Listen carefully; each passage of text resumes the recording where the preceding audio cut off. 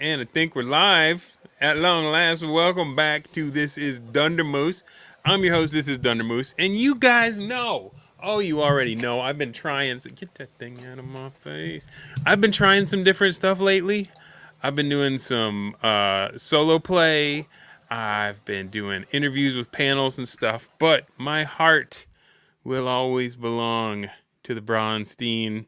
And Ross has already done a show with me, but it's not going up until tomorrow, right, Ross? You're the Yeah. podcast? Yeah, this will be that'll be a great thing after this one tomorrow night. Yeah.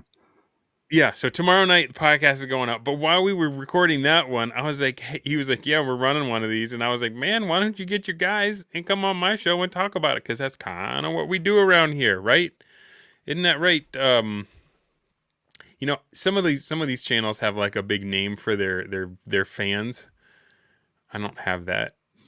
I don't know if I have enough, you know, the dunderheads. I don't know. I think you need to have more than 4 fans in order for them to like claim a name for themselves. And you don't get to name them; they name themselves. But anywho, I'm thrilled tonight to bring you Mythic Mountains Ross himself, and sounds like you guys had just an absolutely crazy BrawnSteen.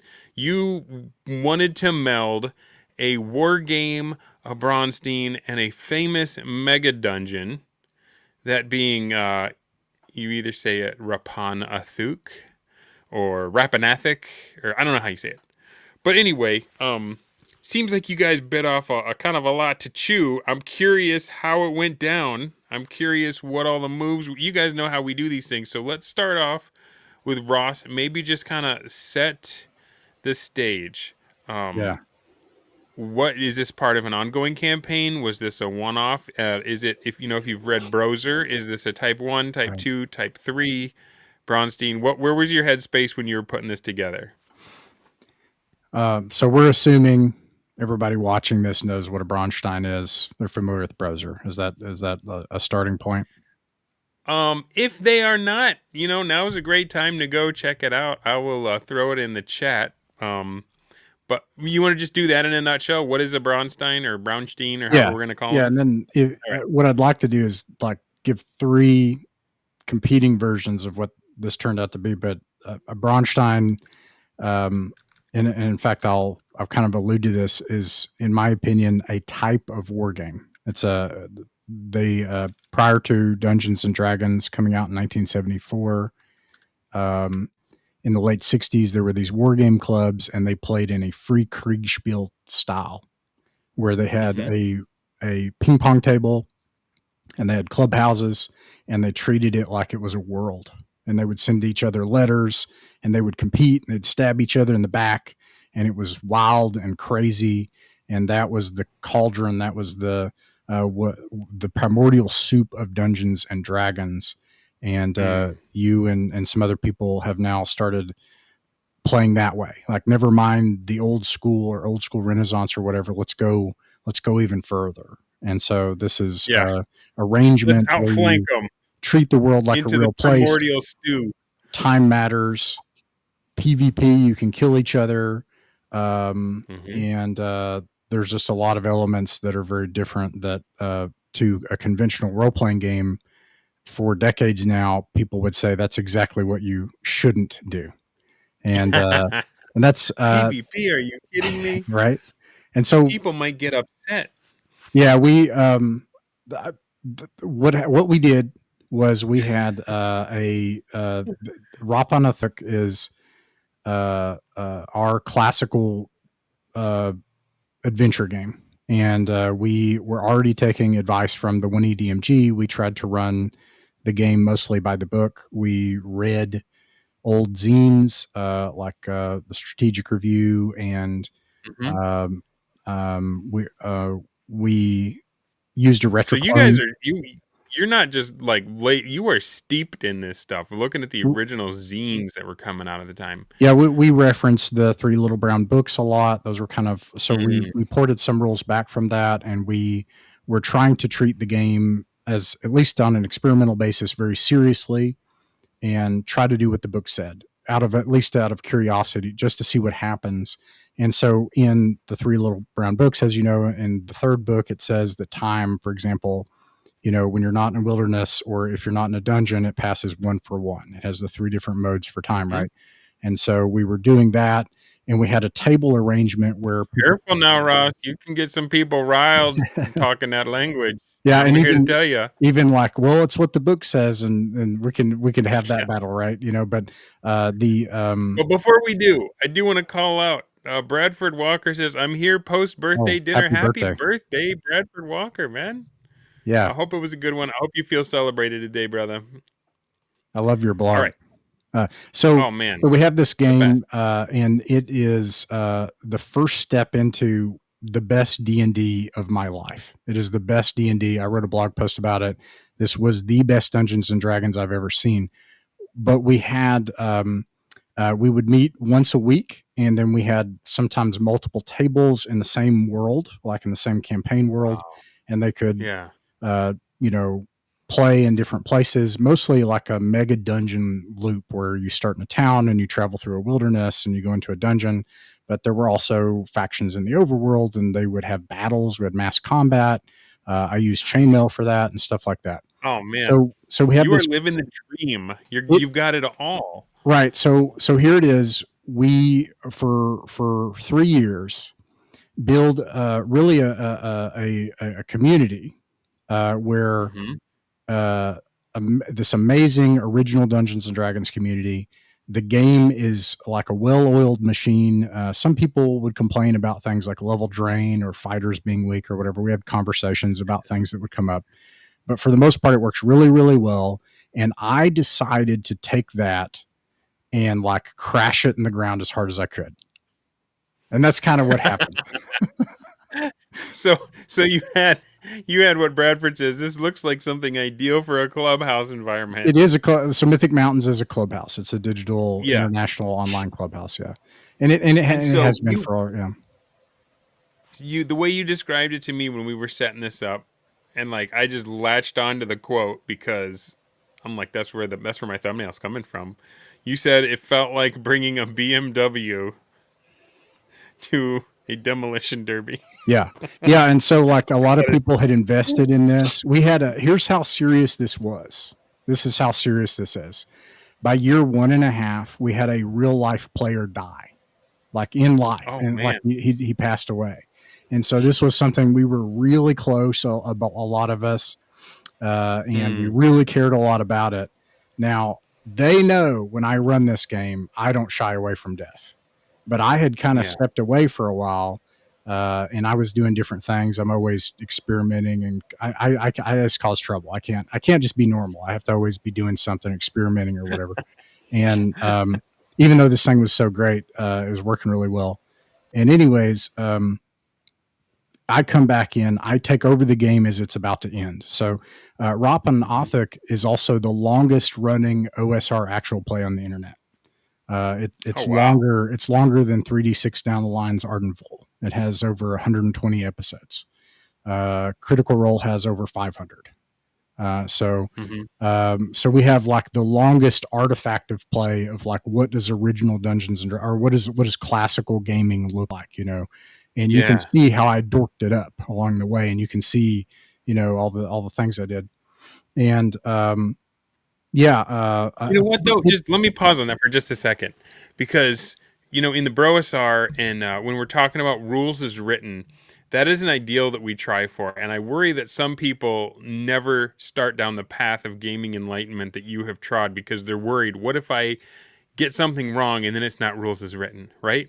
But it's like everybody stuffs it up here and there on occasion. Don't let that stop you. Keep trying for that ultimate experience. Nobody's going to yell at you if you get something wrong. It's when you say you can't get it wrong, there are no rules, that you have fallen below the bar of what's acceptable in elite play. So I just wanted to throw that out there. It's okay to mess it up, and especially if you're working out loud and playing out loud like you've been doing on your channel, that's going to happen. Yeah, and yeah, that absolutely, it did happen, and that was the case. I think every once in a while somebody will come around the channel and be like, "You screwed this up," and it's like, yeah, I did. I don't know, but okay, so that's one example of this. Is I took something really sacred from people, and I just Mhm. like threw it into a pit match and like had it ripped apart by by their arena lions, and saw what happened. A second version of this that I want to give is as a design experiment. And there's where Okay. I'll mention Browser. You've got Type 1 Braunstein. Correct me if I'm wrong. That is like Dave Wesley's Braunstein 1, right? Where he would have Yes. them together and then they would submit orders. You do what Boot Hill works like that, right? Or Yep. I recently played On Guard. On Guard, you have moves where you do it together and then you can kind of see the board play out together.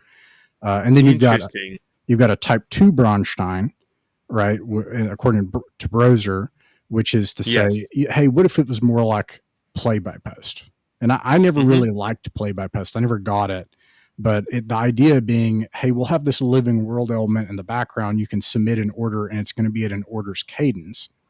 And then the Yeah. Type 3 Braunstein, maybe I'm getting these two mixed up, is always on. It's like, no, this is a real world. You can text me 24 Yep. hours a day.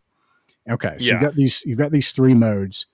It's What kind of the reverse order that we tried them in the browser. Like we started with Type 3, and that was the one that was like eating DMs alive and making them swear off Dungeons and Dragons all together and Yeah, stuff, right? And then I think the first one was when Jeffro was like, let's go back to the original and just have a one right. night event.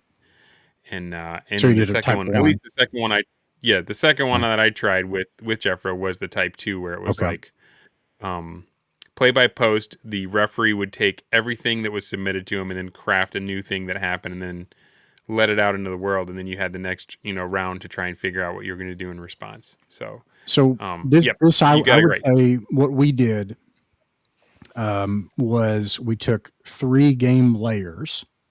And I should Hmm. note, first of all, that like this is different from Browser. Browser describes what I've heard called a battle Braunstein, where it has an Yeah. example hex map, and you have factions where are kind of on parity, and they start at the ends, and you have the MacGuffin stone, and this was what we were trying to do was evoke what I read in Tony Bath's Ancient Wargaming, like late Hmm. '60s war games on the ping pong table, as if the world were real. We wanted to see it like that, and we had done a previous Braunstein using chainmail over a period of 6 weeks, which worked Okay. really well. Okay, so this was a war game first. Okay, so that's the thing, and then it had 3 layers. It had at the top layer, it had Tony Bath's Ancient Wargaming rules for things like the movement of armies and what's it cost to Okay. build a shipyard, and all this kind of stuff is not covered The in stuff that the original. rulers are going to worry about. Yeah, so it has this Gotcha. strategic layer, and then Yeah. it has the war game chainmail. So when armies meet, what do you do? It's chainmail, and then it had original Dungeons and Dragons. We used the retro clone Swords and Wizardry revised complete, but we used Hmm. but we referenced the original rules frequently. So it had these 3 layers. So it had like the strategy game, the war game, and Yeah. the adventure game. Okay, Yeah. and the goal of this was to have Man, what that I sounds like a lot. and it wasn't. And so that's one result I'll give, because people look at that and they're like, oh, that sounds really complicated. And it was not at all. Okay. And it was actually not hard to run. It took way less effort than a conventional role playing game that I've run a bazillion times. But, anyways, the ultimate goal was what I would say is like a Braunstein 2.5. And Okay. Like a the hybrid. yes, and the outcome. So there were places where it was always on. There were places where you needed to make order cycles, and then there were Hmm. places where I was like, "Hey guys, let's schedule an adventure session." Okay, and Interesting. the outcome of this, in my opinion, is I lost friends. So that could have just been taking the BMW. Like maybe if we just hadn't taken the BMW, that maybe that was the problem. We can get into that, and I'll shut up. But Okay. then, the second outcome is, I would say, as a design experiment, I was blown away and it worked. And I can't see the game the same way. That like there's some things now where I'm like, Man, I'll never do this the same after I've seen this play out. Like I'm no longer interested in original D&D that doesn't have patron play. Like it's just less yeah. interesting now, as an example. So like there are things like that at the end of the game, people were like, "That was you," and they were like heckling each other and everything. And there was like an entire I'm hoping some of that comes out it was tonight. like a fifth dimension of energy in the game that doesn't exist in a Mhm. regular classical game. There it is. So that's what I thought happened. I'll shut up. All right, I'm writing questions down because I don't want to. I want to have them for later because like my mind is lighting up hearing about this. Like this is the thing that I think gamers hunger for. This is the promise that the art on the books makes when you first looked at it as a kid, and we're like, this is the kind of thing I want to do. So that being said, the BMW was a massively successful ongoing campaign, and the Demolition Derby is this 2.5 BrawnSteen that you just threw everyone into. Let's go around the screen and meet our players. And I want to know a few things. First of all, who are you? If you've been on my show or not before, and tell them what episode that they can remember you from. Number 2, what character did you play? And number 3, were you part of the BMW or were you just part of the Demolition Derby or both? So we'll start with Steve in the top middle, and we'll just go around clockwise, skipping myself. So go ahead, bro. Yes, I'm Steve/Jacob. I played Stroms, a type of demon, and Blaze, another type of demon, both who got killed pretty fast. And I was definitely part of the demolition party, maybe more like the clown running out and just trying not to get hit by the car, but getting hit. And I was on the Treckstein episode. That's We right. ran Well, a you ran it, right? starship. You ran Treckstein. I did. Right on, man. All right, next up on my screen is Jahan. Go ahead. Right, so I'm Jahan. I played Drusilla, a level 13 druid. Not my character, just one of the patrons for the game. Okay. My character within the BMW context was not present at the time. Far away adventuring in other lands. So no you one. had some freedom that some of the others didn't, right? You're like, I can go nuclear here, What, and I'm what not did going that to pay any what did that consequences. character do, Give me my Jahan? guy. Well, it's kind of interesting because well, this is more of a side note, but the Ross didn't really mention this, but the idea of the war game is that ancient dragon god is coming in like a year, and everyone's like fighting each other before to prepare for that to happen. My Okay. character was the one who released the ancient dragon god in the first place, and then left to go adventure elsewhere. All right. And I want to see. note that just came out of zero prep, classical gameplay, one for one time, just playing the game. So this was just what came playing out the of the game. game. Yeah, And then we're like, sometimes right, now we things can, happen. yeah. But yeah, because my character was not present to participate in the war game, I instead took on one of the patrons, which was Drusilla the Wolf Queen, 13th level druid. And Okay, let me ask. yeah, As a patron player, what did Ross give you? Did you just have like a name? Did you have a boundary? Did you have a place on the map? Did you have right. resources, troop? So Like what? this is, What I was believe, the setup? mostly from the Rappan Athuk book. Oh, okay. I started in the forest. I had 61 wolves. Oh my gosh, that's a lot of And wolves. yeah, I had no gold. Those are my starting resources. But as a background, so this was told to me, was that my character had previously interacted with the player characters and had a positive relationship with them. So I kept that in Okay. mind. I never fought a player character over the course of the war game. Nice. That's not easy to do over the course of a war game. Is to keep the Well, peace I didn't like really that. have a reason to. When he says he didn't fly to player character, he means from the adventure game, because Glenn will offer a different story on who she was fighting. And Glenn was like, the player I think character. Glenn just got totally mad when you. I mean, we might have lost another friendship here. He just ran for it No, as soon it's as fine. Jahan started talking. After I ended Glenn, well, one of Glenn, he joined my faction as one of my underlings, so it's Oh fine. man. That's a crafty Matt move right there. All right. That brings us to Ryan. Same 3 questions. Yeah, I played a couple characters too. First was Froghemoth, primordial god of the swamp, who Ooh. just You made the immediately got thumbnail. Your I, Froghemoth. I immediately got annihilated by like 20 fairies in like up against a wall. It was so dishonorable and disgraceful. I was so mad when it happened. Like it was so like I was pumped. I'm gonna He did dominate this nothing game. wrong. He did 20 nothing wrong, and fairies. they just ran up and kicked him in the nuts. That They was just it. shoved me up against the wall. I had nothing. I had just got toads. Hey. Okay, 3 toads, and I sent them out to go do my bidding, and I just got shot against the wall. So Yeah, man, I feel you. I was in Browser Diceless, and I played a Frogman reporter named J. Jumper Jameson, and also immediately assassinated without cause for no good reason other than I think that the black art that did it thought it was funny. So I'm sure he's watching, or he'll at least catch the replay. But anyway, so you start with Froghemoth. Now, for people that don't know this style of gaming, for people that are watching this, just scratching their head, going, "What did they start a war game and 3 of them died immediately?" What's going on there, Ryan? Explain that. Like, is that even fun? we had some talk afterwards of like people, because the whole setup was like in a year's time a dragon's gonna come, and then Mhm.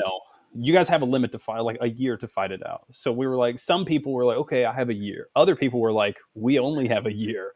So it went like, from what I'm aware of, The I had ant and the grasshopper. dude, it was like some people were just started like I started blasting, and other people were like, Yeah. let me count my soldiers.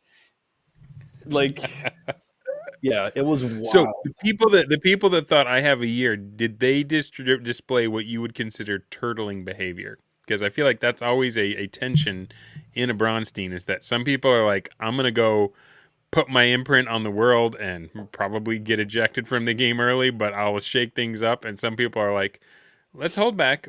Let's just let the dust settle a bit before I make my move. I have no clue. I don't even know what happened with most of the game. Like, I'm Right. still in the dark for like most of everything. Like, most of the memes don't make sense. I don't know. Well, if it makes you feel any better, usually the DM is a little bit in, or mostly in the dark too on these Braunstein type plays. So We actually missed Steve's character because that was hilarious. But don't pass Ryan without telling us about your second character, because he was fun. Oh yeah. He was fun. Second character I learned. First character I was pumped. I was young, enthusiastic, and just got punched in the face. Second character I was like, all right, we're gonna try it again. Second character I was King Kazlith, the Phase Minotaur. So I was a big, like, I imagine like a WWE wrestler, but I could turn into a ghost, and that's how I played it. Like, I played it. How many hit dice? And I had a boss, but my boss was significantly weaker than me. But I was like, okay, I'm going to be a good follower to my demon bird. And then we started with literally nothing in the dungeon. It was just like, you two are alone. I had 12 minotaurs with me, and Ross was like, you have a month to find a black altar and like sanctify it to you, to my demon bird boss. So I was like, okay, we have nothing, and I don't know where everything is. Let's just let's go. So we had nothing, and we had an incredibly short timeline, and I think we ended up winning the underworld portion. Maybe. Yeah, you did. Yeah, you guys won. Nice. All right. Yeah. The factions of law showed up with their gleaming paladins and scroll of holy word and flaming sword, and then they just marched forward in a line and into a demon, and then just that was it, and you guys won. Yeah, so it was bad guys won the campaign, by the way. So just of note, like the demons won, and also the archdruid. Yeah, and the Jehan, knowing you bad guys unleashed the dragon makes the ending so much worse. And now I don't like you even more. We're already getting the revelations coming out. I did nothing wrong. All right. I wasn't even there. All right, that brings us to Glenn. Another person who's Ryan. You're making your debut on This Is Thunder Moose, yes? Yeah. Yeah, well, Okay, first time on I'm the show. Glenn. Glenn and Steve have been on before. Yeah, I was on the Trek-Stein episode. I was Captain Core. That was a good one. For this That's one, right, Captain Corey. That's right. Okay. yeah, it was great. This one I played Gresnik, the Goblin King of Rappan Athuk. And let's see, my second character was Olaf Eriksson, and then my third was under Jihan, Third. my third. And it was a very edgy elf who had a very edgy sword. And we basically just watched House the entire time, right up until the end. How? But I don't. I'm gonna need you to parse that for me. Watched House, like. yeah, we were just as the elf under Jihan, we were sent to go watch forts, while the Archdruid went and just cleaned Okay. up shop on the overland with Hmm. yeah. I'm sorry, I misunderstood. I thought you were watching the TV show called House, and I was like, That man, might the bros get heat for Muppets, but we haven't ever like brought television into it like that. No, you were saying you were watching. Okay, I got you. On my bad. I apologize. No. I have no idea what exactly happened right up until the very end. I know Gresnik, the Goblin King, while trying to deliver a Hydra to one of the human forts, got ambushed and killed on his way back from something. I remember flying humans, and one of them had a golden crown, and then he died. Let's see. Olaf had a final stand with an army of light soldiers against Drusilla, the Druid Queen over here, and her army of boars, wait. elephants, and an earth elemental. Go ahead. Time out. I was reliably informed that Drusilla did not fight any of the other players because she got along with them. Adventure game players, so people who had previous characters going into this. Okay. The qualifiers start coming out. I see. All right. So that was your second character, and your third wound up working for Jahan. Yeah, my third wound up working for Jahan, and if we're gonna save the final battle for last, if we're gonna discuss that, I'll save that up to Ross. All right. But fair enough. It was great. All right. So who are we missing? Who either should have been here tonight or would have been awesome if they were here tonight? Who should we also represent that had like an outsized impact on the course of the game? I'll let you take it, Ross. Yeah, I'll actually have these guys go first on that in case they have somebody to mention, but I can't let Jacob go without telling on him. I was waiting to see if Glenn would admit what happened when he decided to put a polyhydra on a cart and drag it over a 200-mile wilderness with 20 goblins with a goblin king. And then like the humans are like, well, there's a goblin king with a cart, and they just like flew out. That looks, and they like fireballed that looks like trouble. And anyways, but Jacob, so he did nothing. He did everything right. But this bro, he spawns in to the map, and he's a Rakshasa. And so he can like polymorph at will, right? Like, and he's like a normal guy. And completely unrelated to him, the players, the adventure game players, who we'll probably reference because this is a lot that went wrong, they were trying to meet Jahan's character, and they were in the same hex. And Jacob was in the same hex. And that's something that happens, right? Is you're like everything. People kept thinking I was like making a plot, and I'm like, this is a terrible plot. I'm not a good writer, but I didn't do anything. And like they would show up in the same hex and just crap would happen, right? So like the adventure game players cast detect magic to try to see if Drusilla, Jahan's character, was up to something. And then poor Jacob's character, who was a Rakshasa, was just hanging around the market. And then like, so one of the characters had like a cloak of elven kind and all this stuff. He rolled for surprise, rolled a 1. And there you go. That's it right there. And then he played it really well. Like a blade comes up to his throat and he's like, tries to talk his way out of it. It's going well. And they just off the guy. So Jacob like has a Rakshasa, shows up in the game. And like within like 2 moves is like, oh, there's a blade at your throat. What do you do? And then like, unlucky. And, yeah. No, he didn't do anything. He didn't do anything wrong. Same thing with Froghemoth. like his play, Froghemoth was like taking over the map, and then these fairies like flew in and just kicked him right in the groin. That was it. Like, nothing else to be said there. Okay, I'm going to shut up. Yeah. Actually, I'm curious to see what you guys saw as like, hey, there were these other players. Like, and yeah, I would be more interested to see what the players saw. Yeah, so I can actually add a little bit onto that initial statement Ross made about that meeting, because that hex ended up having like 5 different groups in it or something. Because I guess everyone's idea, because this was right at the start of the game, and I guess everyone's idea was just head to the town of the adventure game players to talk to them. So I went there because there was some people in my forest cutting down trees.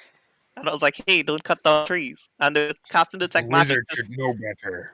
Yeah, they cast detect magic to see if the people who were cutting down trees were under some kind of magical influence. And then we went into town, and then we just randomly found Scrams, and he got killed. I was present for that. I did see that happen. And then some like paladins showed up just to talk to me.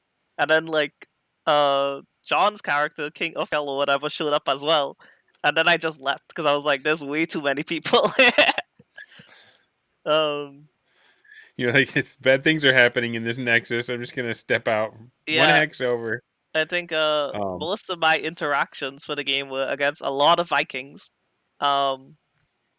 Which is partly because of my starting position was on the edge of the map.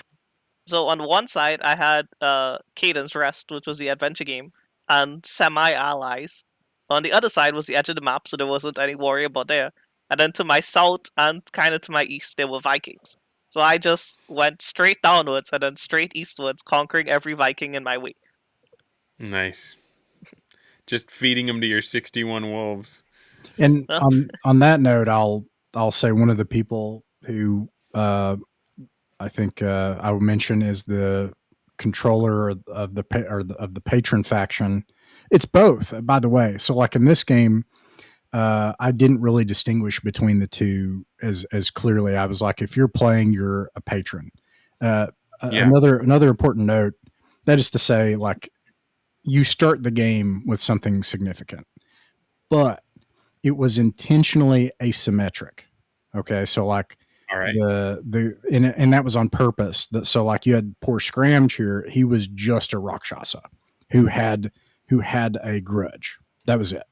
And then on the other hand, you had the Goblin King Tribits of Greznik, who had like 100,000 goblins and 250,000 gold and like this giant, I don't know, like his giant goblin empire under the ground. Yeah. And the kind of person that can cart a Hydra around if he wants to. Exactly. With that, probably not the best tactical choice, but yeah, here we are. But anyway, so don't let me forget, because his lieutenant, that was one of the most epic moments in the game. And there are 2 people that aren't here to answer for them. So to answer your question, actually, let me skip to them, because that was one of the most epic things. And probably no one here saw it. No one here saw it.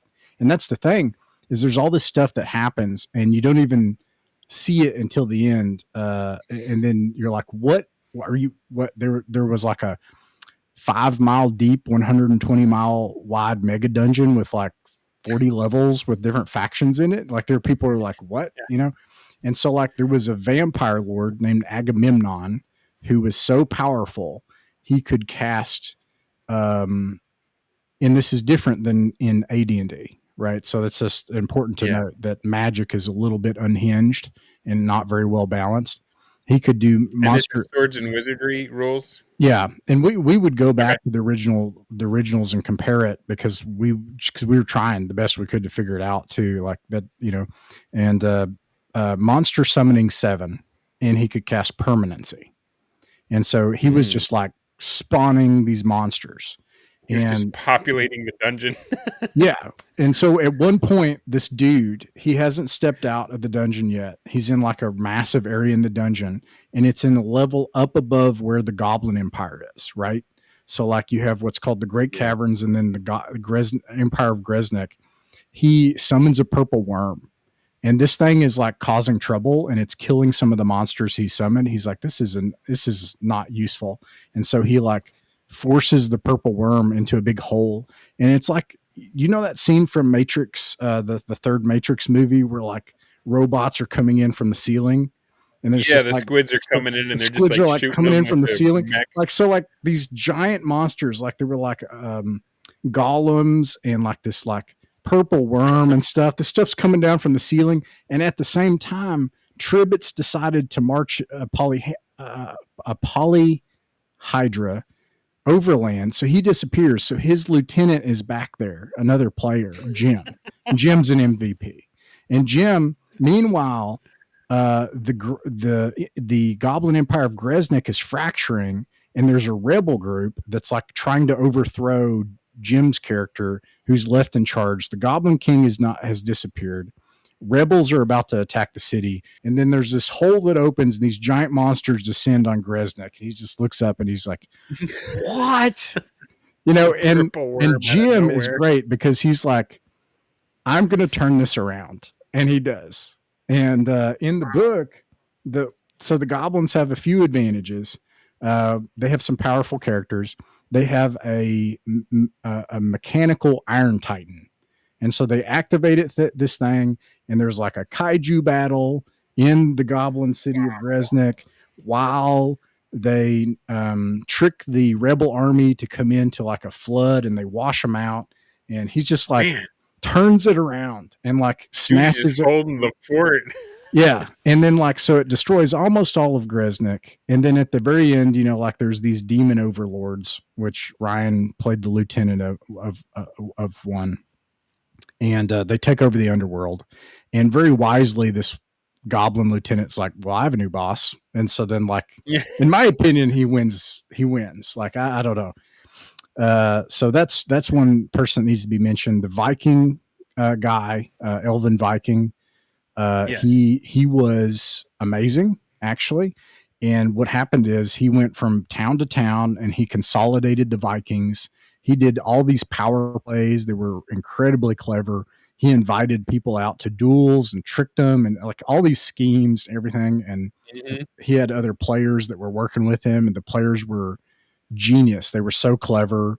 Like they convinced a group of ogres to convert to like the Viking religion, because there's this whole other thing about a dragon cult. It's convoluted, but they were clever. And he goes on this great big journey. They have an adventure session, which is one of the funnest original Dungeons and Dragons sessions I've ever been in. Cause it's just like this guy is a faction, like he's a power player. It's like we talked about, like you just hand the most powerful element on the map to a player. Like, no, here's the most important thing. Here you go. Just do this. And so he's like a level 8 Wrath Chanter, which is like you know, and then these other players show up, and I'm like, I tell them almost nothing. These players are great. I'm like, you're a Viking. I don't know what to say. Come on, let's go get in the boat. And we're going to go raiding the coast. And that's what they did. And I just rolled the random encounters and stuff. They went up the coast. And while they're going, you have all these like deep lore things that just emerge where they were talking about something. He's like, oh yeah, I remember. They find a witch in a cave where 2 of the witches were gone. This witch was there, and they trick her, and she has a cauldron of blood that can tell the future. Oh man. And they trick her, and they throw her in the cauldron of blood and make her act as her own sacrifice so that they could tell the future. And immediately the player's like, I want to know where the dragon is coming. And these other poor players that get invited to the adventure session are just like, dragon. And he's like, he's like, they got no idea how it connects. Yeah, there's a dragon god coming, and we're just like trying to prevent it and stuff. Sorry, I didn't mean, I didn't tell. And then they he dueled a vampire to the death. That's coming out in the spring. That's an amazing session. Wow.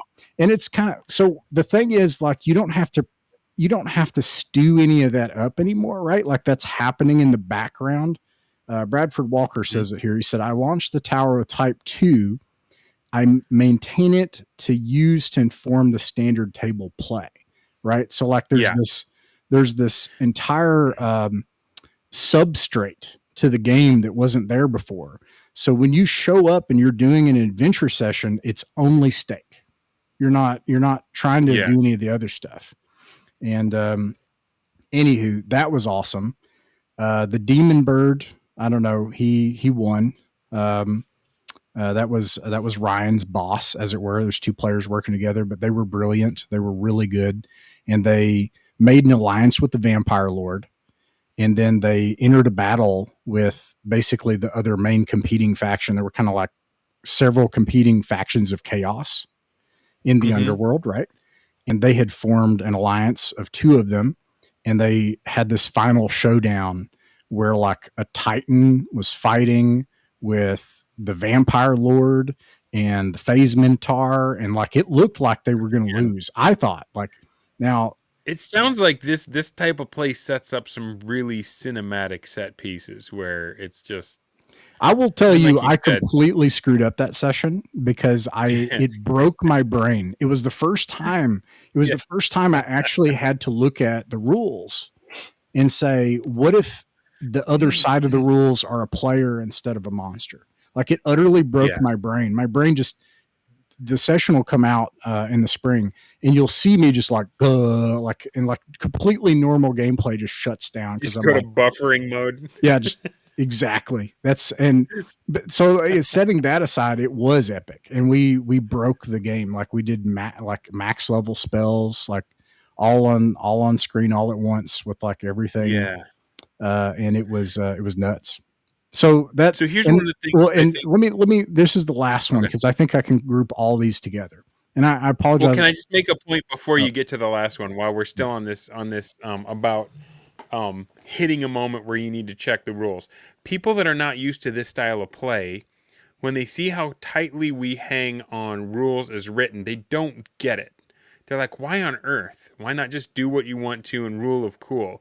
But when PvP is on the table, when you've got 3 players on one side and 3 on the other, all of a sudden it very much matters what the rules say, because anything less is DM favoritism, and that can feel bad if you're on the losing side of it. That's right? And it can feel bad if you're the DM and you get blamed for that. So that's one of the reasons why we hold tight to rules as written, because when PvP is on the table, you want to be fair to everybody. And you want to be fair to the world as well. So sorry to interrupt your flow. I just wanted to get that out there while I thought of it. The third point you were going to make. Yeah, Bradford. Yes. But you need to understand, he says ogres should have no problem worshiping one of the Norse giant gods. So what happened though was they were already sworn to worship the dragon god, and they thought that they were joining a dragon cult, and they tricked them. And they said, yeah, we're the dragon cult. And then there was this moment where it became clear they were not worshiping the dragon and in fact fighting it. And so but anyway, so this player like convinced them that like, no, it's about Odin. And I think they decided that Odin was easier to say and they liked that. So, or something like that. It was easier to spell. That's a good ogreish reason. Yeah. Anyways. Okay. So, two other honorable mentions, because we did one Braunstein one. I'd hoped to do more. We had a Feethine ball, and I don't think anyone here was at it, which is unfortunate. It was amazing, and everybody loved it. Like the Braunstein type 1, where we'd have like a private room and have like a public room, and people are conspiring in both rooms. Yes. The fairy. Is this on Discord? We use Discord, yes, and this will also be this will also come out in the spring. So I have several in the spring, starting around April. You'll see some of these things, and I'll also have like videos explaining it and AR and all this stuff. Okay, nice. So I'm trying to be as thorough as I can, right? Like look at all the stupid crap I dorked up, right? Like don't do these things. But anyways, the fairies were really interesting. Yeah, so they were really interesting, and that was played by a player named Jake, JCD, and he was great. Okay, so that's another thing. And then the last element of the game that has to be noted is a whole portion of the game where the factions of law, like the good guys, the paladins, the knights, the king, all this stuff, right? And it was an utter disaster. It flew completely off the handle. It got so bad. Like I said, I lost a friend over it. Some people are like, they're still my friend, but they're never going to play this type of game with me again. Yeah. And then like others, by about week 6 or so, I asked all of them to leave. Because it got so bad, and it was dysfunctional, and I, to this day, I can't explain all of it. Like, I can't explain how it got so bad. These are some of the smartest people I've ever met in my life. Wow. I don't know, but that definitely was like, you had the side of the campaign where people were given powerful monsters, and in my opinion, that was fun, even if it flew off the handle. Like, it definitely broke, but it was funny. Yeah. And then you have the people that were invested from before that were supposed to be the good guys, and nothing about that went well. And that's basically what happened. And not much else could be said. They never marched an army. They barely ever managed to get an adventure going. One part of the faction was a group of paladins. They did ride some Pegasi, I think, or no, they rode elks that one of the other druids was able to train, and they bought elks and rode them over to the dungeon, and they faced the demons in this final battle, and they made it down. They rescued a paladin from the goblins, and they found a way in. There's some like secret tunnel stuff in the book, right? And they make it down to the level where the demon bird Nargash Sharpan had 1 hit point. And King Kazleth was like his last servant, and it was just King Kazleth who was missing hit points. I think one other demon, 2 hit points. One powerful demon, which they needed to contend with. They had a what's the demon type? Vrock. No, the Vrock is the main one who only had 1 hit point, and then the demon Glabrezu. A Glabrezu, yes. Yeah. The Glabrezu was a tough demon. All right, so you have these like an 8th level paladin, like a 9th level, no, an 8th level cleric, a 9th level paladin, some men at arms, some that a 5th level paladin. So it's going to be tough, right? But they needed to destroy the demon's altar. They needed to do something clever, and in this moment, and this will be on YouTube, and you can see their face at the end. Because he exploded after this. Like, he took these characters that they had worked on for years, right? And they marched forward in a line straight toward that Glabrezu, and the Glabrezu fear, right? Because like an innate ability, bam, and they just fled. Except for the 2 paladins that didn't flee, and they stood their ground and died. In misery and failure, and the good guys utterly lost the campaign. The demons won. The entire underworld was taken over, and and that's what happened on that side. Now, I'm not going to describe this part because these guys were here for the last part, but the actual final battle took place above ground between a dragon and the archdruid, which was also epic in my opinion, and play by post, which was interesting, and I still thought it was kind of epic. Yeah, and anywho, but there were people there. I have had some of the most, some of the deepest role playing encounters I've ever had were via text doing play by post. I can't explain it, but play by post can still hit, guys. Glenn is right. You sound like you're doing all of them. Yeah, they summoned an army of giant seagulls. And 2 of the elves flew in on seagulls, but the archdruid like hit the ground, and like everything, like the dragon, both of them just barely made it out. Like, it was, I think she had a ring of fire resistance, or she cast fire resistance. So protection from fire. Oh, protection from fire, which I think gives you 1 go. It gives least. 1 immunity to an instance of magical fire.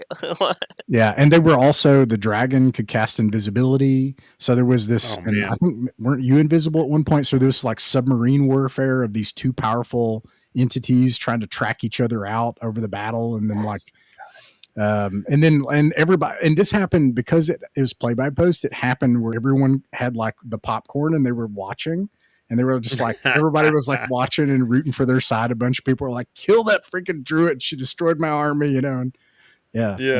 You forgot to make the channel private, didn't you? You just like accidentally. It was on accident at first, and then I was like, you know what? We're watching this shit. This whole thing is already kind of flown off the handle at this point. Let's just do it. Yeah. Right on. So anybody on the screen willing to admit that there might have been times in this game where you felt like not being Ross's friend anymore? Absolutely. Brian is nodding. Dude.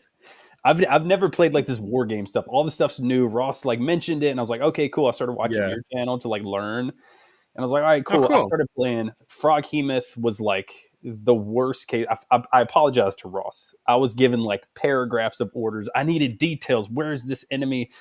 There's 20 fairies. How can I get out of here? And Ross was like, dude, you got to chill out and just, what do you want to do? And I lost it. Like I was getting angry. I was on vacation actually in the basement of a resort because like you can't. It's like midnight or something. So I was like alone in a basement of a resort in flip flops on my phone. I forgot my headphones, so I couldn't hardly hear anything. I was just getting livid, dude. And then I died. And the second character, I was like, all right, let's just do it. Like start over. So then I started to learn, like actually listen to Ross and like, oh, this is how I should do things. And it started to improve. But yeah, it was hard to like D&D, you like control the minutia. Like every movement happens because you say it happens. But like this, it's like you're general. You just tell the tanks where to go and they decide how they get there type of stuff. And that was really hard. It's not up to you if they're successful or not. You just got to kind of figure it out. Yeah. And it sucks when you're not successful because it's like you couldn't do anything. Yeah, Bradford says different modes of play demand different modes of thought to succeed. And I think he's got his finger on it. I think there are assumptions that people make about how this is supposed to go. And when you hit something that is so radically different, it is not easy to reframe. And that's awesome that you were able to do it, Ryan. Maybe that's what it takes is like your Froghemoth gets killed and then you have to like process it. But then you're like, hey, this Ghost Minotaur is pretty freaking sweet too. I want to play him. And then you get reinvested and then you kind of hold your character with an open hand, right? How about Glenn? Did you? I mean, this isn't your first BrawnSteen, but like, how did you kind of hit some of those frustrating moments? No, I think the frustrating moments came from places that I personally put myself in, like carrying a Hydra overland on a cart 200 miles to just park it next to a city and then get distracted by a tower with ogres in it. Oh man. Like that's the best though, is when it's like you're like, clearly this was my bad. I made a mistake and I got punished for it. Yeah, like that was my mistake. Die, it should at least be hilarious, right? Yeah, exactly. Like I personally enjoyed it. Like, yeah, this is what my third Braunstein at this point. Rock on, man. Yeah, I'm enjoying this. Like, I can't go back to normal play. Like regular D&D is just more boring. I like this. I want to play against players. I want to see and kill them. I want to know the characters. Yeah, the fog of war, the trying to second guess the other mind on the other side of the game from you. There is just something compelling about it. Yeah. Exactly. Jehan, haven't heard from you in a while. Did you come close to a rage quit? Sounds like you were just laughing your head off the whole time, honestly, man. No, I never had any issues. That being said, I think there were definitely aspects of the game I think I found issue with, but I don't think I ever got upset at any point. I think actually Jehan almost made me rage quit, actually, is what happened there. Oh. I need to hear that story. Well, it's just scarily good. Like, because I think Jehan, you said that you treated it like a 4X strategy game, and that seemed to work really well. Like it just, yeah. So maybe to give a little bit of my mindset, what my faction goal was to protect the forest and my wolves. So the way that I interpreted that was go out and kill everything else. If nothing else lives, then it can't hurt my Yeah, trees. if there are no other enemies left, then there's no danger. There's no. Yeah, he was just terrifying. Like it just ate up the map like a virus. And I was getting just moved across the map, annihilated armies. Did you think he was ruining your game? Oh, he totally ruined the game. It was hilarious and interesting, but that's absolutely what happened. I will give a little side note as well. The Hydra that Glenn mentioned, I was the one to kill that Hydra as well. On a side note. Right. That's just a side quest, just a Tuesday for Archdruid Drusilla, But yeah, that was my first conquest. A Hydra and some goblins. After Glenn had already died. After Nostromo says seagulls are OP. Nostromo was the dragon. Nostromo played the dragon on the map. Nice. One of the last standing factions. Yeah. So Steve, I'm going to ask you. You've run a BrawnSteen before. Do you think that helps you get perspective when you're playing one, or is there really nothing that can prepare you for the emotional roller coaster of being a patron? No, it definitely helps, and it definitely makes you appreciate how much work the referee is doing behind the scenes. Yeah. But I didn't have a rage quit thing. The most frustrated I got was because we were in the underworld, we could temporarily go on the surface, but we couldn't go just freely about. And my plan was to open a portal under the orphanage of the lawful city and just suck all the kids to the bad place. And it was like, because it would open like a scar in reality where we could go up there, but that was vetoed, and I was told I could abduct like grandparents. I chickened out. That was I absolutely. Oh man, that is some dark stuff. Yeah, that's like some Democrat stuff right there. All right. So looks like Ross needs a moment after that one. Can I just make mention of the number one thing that came up? The word consent. It doesn't mean in his context. He means the goblin version of it, to be clear. So, oh yeah, I mean consent. Which I don't know. You'll have to remind us something.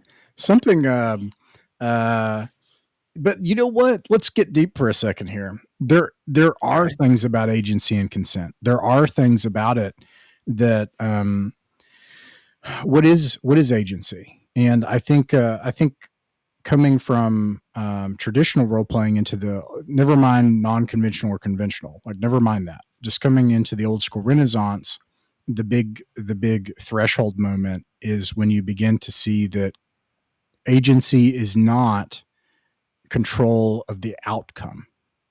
And so like in the OSR, you realize that if you control the outcome, you don't actually have choices. And you have situations where you have stuff and the referee just steps back and says, you're free and your consequences are real. And in this type of game, there are differing relationships that break the social arrangement of the intimate magical circle. Like I've heard you call the get along gang, like the friends always meet the same time every week and they're always doing the same thing. And I think of it like an episode of Star Trek where you've just got the bridge crew and they're always together and they always obey orders and they're facing the same way. And like it's all. And the rest of the universe is not very interesting because you're just interested in them. Yeah. Right. Yeah. And so I think the way I would frame this is there's a place, and I think it's in it's either in Tony Bath's Ancient Wargaming or it's in the other book, Henry Hyde's book about wargaming. Yeah. And they describe how they have these living worlds on a ping pong table. They've got these games that are just going, and one of their friends is some kind of patron, and he's an oil worker. He's an oil rig worker, and he's going to disappear for like 3 weeks. And he gets like one letter, and he's like, "Hey, I've given Jim your faction because we got a big event coming up." Because Henry Hyde paces things out, and this is one lesson learned: is like a year. Come on, like what was I doing? I think you can pace things out, and what Henry Hyde does is he has campaign seasons, and he's like, "I'm doing this campaign now and this campaign," because they're war gamers, right? And so, but that doesn't mean the world ends. It just frames it. And by the way, that is how the real world works also, right? Like everything does have like a rhythm. Wars happen with campaigns. Anyways. Well, your soldiers all want to go back home and reap the harvest, right? They're like, I got to feed my family. I guess Warhammer is, but like in the real world. But anyways, so he would have this war game campaign, and his friend would be gone to an oil rig to the oil rig, and he would say, "Hey, Jim's going to play your faction. Give me a standing order while you're gone, because we have this big event coming up." And this completely changes the social arrangement. And some people were really angry at this. So, for example, and this was really key, at one point, the event happened where the paladins of law like showed up and they're going to face down this demon, right? Well, one player had one other player, and they were allies. They showed up together for an adventure session, and then suddenly they did something where a totally different player just showed up that like they didn't invite. Right. And then, but I did because they were in the same place. Right. And then competing players from the opposite faction showed up. And this person who's my friend, who usually the expectation of the arrangement is like, wait, we're having our adventure session. Who are these bozos? Right. Doesn't matter anymore. Suddenly your man doesn't matter. Right. So what is agency? Is agency saying I get my little man, and that's like, and it matters, or do you utterly let go of that? And you could easily see how in conventional gaming, they would look at you all and they'd say, "Oh, you don't do agency at all." Right? Because like you're telling me because we wanted to have our own little adventure with just us for now. Yeah, or hey, I don't want to just give this standing order. I need to zoom in, or I need to do this, or whatever. And in this arrangement, the table and the clubhouse always come first. Like that. In the 1E DMG, I mentioned this when we chatted, but Gygax calls this the correct ordering of play, which is in the end of the DMG. It says the game first, then the world, and the participants thereafter. And the ironic thing is then you can have an arrangement that has 7 campaigns all in the same place, and you got 200 people that are all playing. You could do that, but you can only do that if things like time matter and the table arrangement and the social arrangement of the clubhouse take precedence.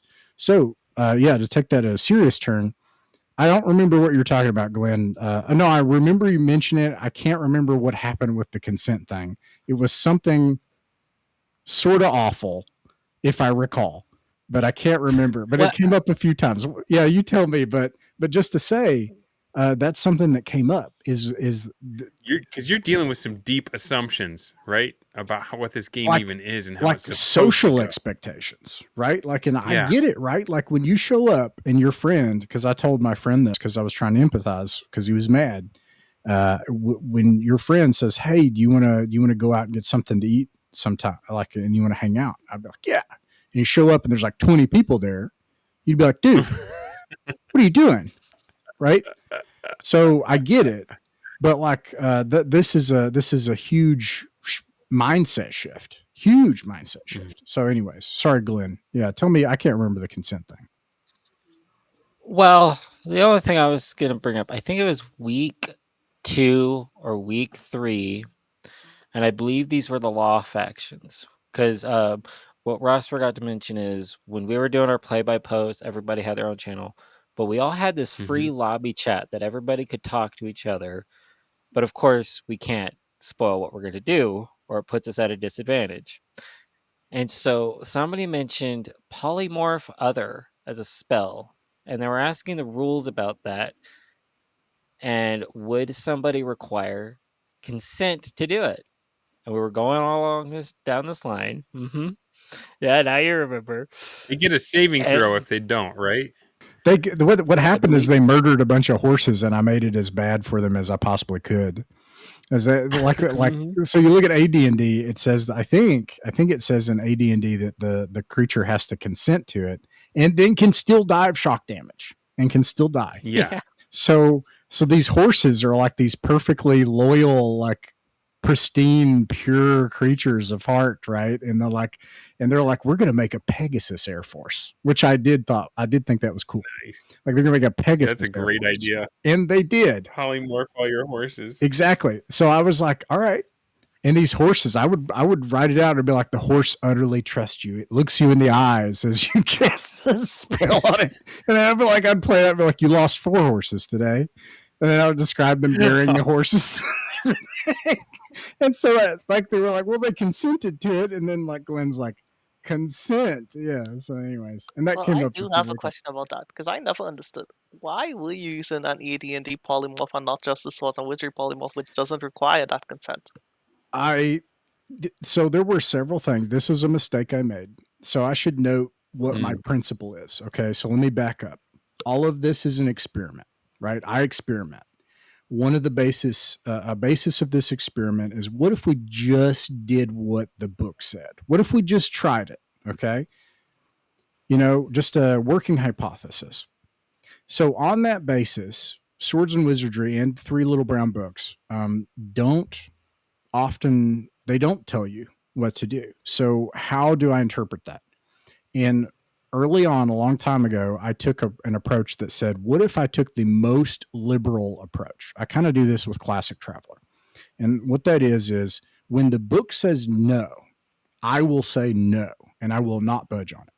So when it has a number for like how much gold a peasant produces per hex or whatever, that's what it's going to be, or whatever, like I'm going to actually do what the book says. But wherever it doesn't say something is silent, I say yes, out of curiosity. This is not a suggestion for game design for anyone. It's probably just a bad idea. But but that was the basis for how I approached the game for years.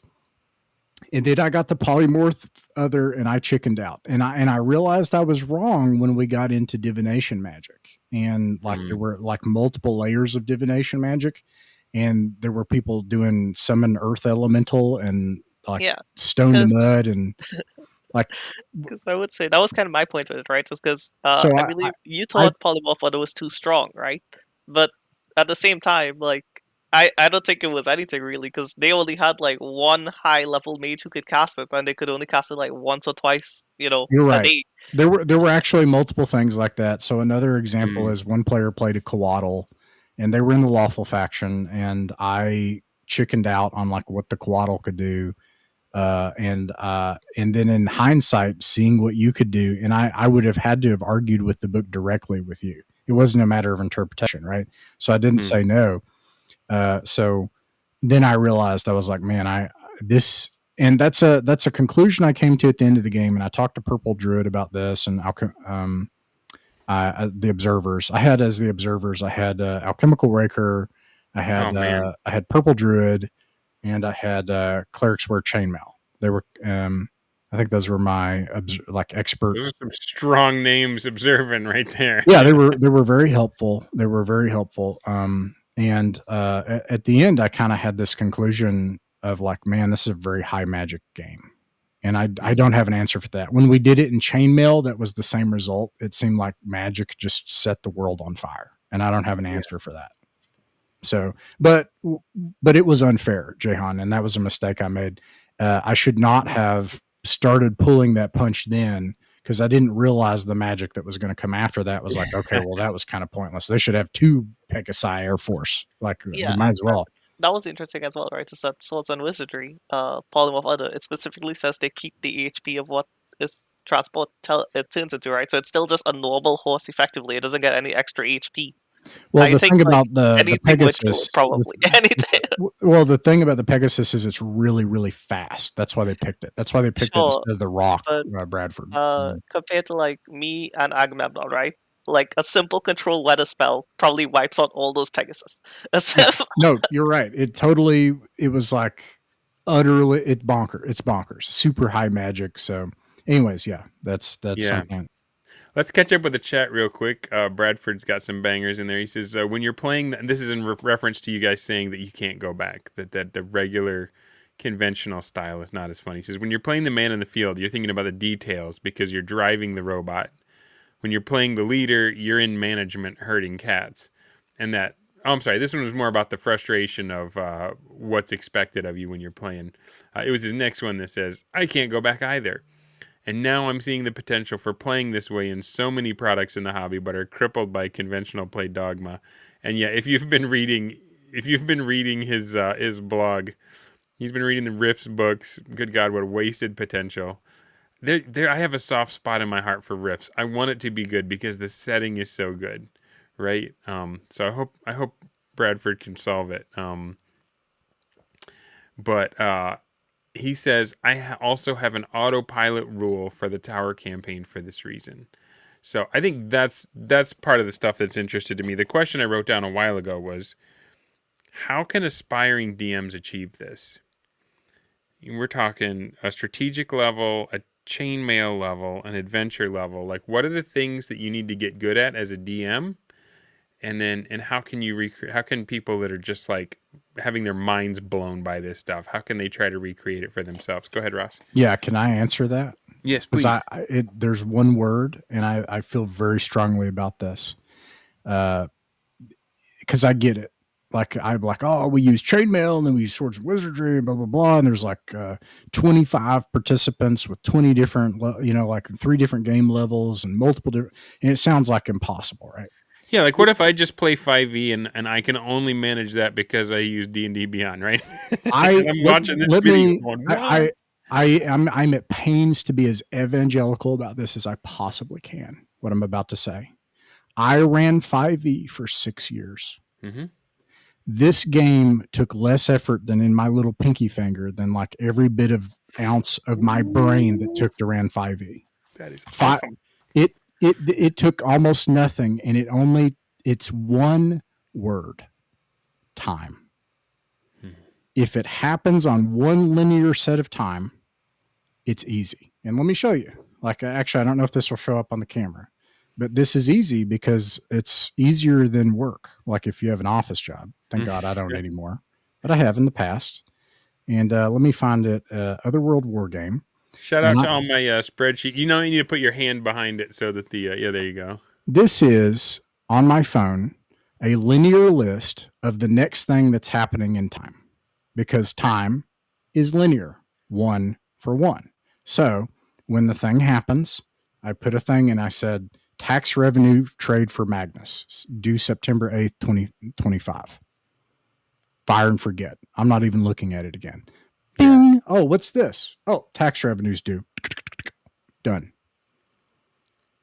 And I do that for each thing.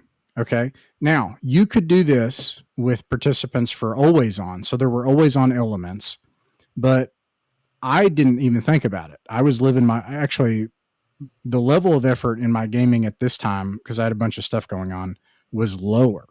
Like, yeah. So I'm at pains to like evangelize this, to say this is way less stressful than conventional play. And the key is time. If you do it 1 for 1 and it's linear and you just stack it one thing after another, and all it is a little Discord message. Now, Traveler, I don't know if we're going to get into the next iteration of this, but that's proving harder. But for original D&D, where they had to like march or fly or distance equals rate times time, you just say, okay, well, I know you're going to get there in 2 days. I'm going to run your random encounters. And if a random encounter comes up, we resolve it. It's just common sense.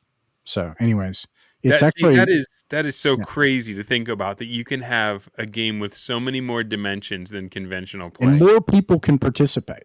So like the guy who was polymorph othering horses into a Pegasus Air Force, that's my friend Father Chris. He's a busy dad. It's baseball season. He's lucky to get a Discord text out. Guess what? He's important to the game and he gets to play. The guy who did the whole Goblin City invasion with the rebellion, I got like 3 or 4 big posts from him the whole game. And he's basically one of the most valuable players. On the other hand, there were other players who were like doing a ton of stuff. Like Ryan's Froghemoth bombing your phone. or like Drusilla, Jahan's character, he was very aggressive, which is fair, and he's allowed to be.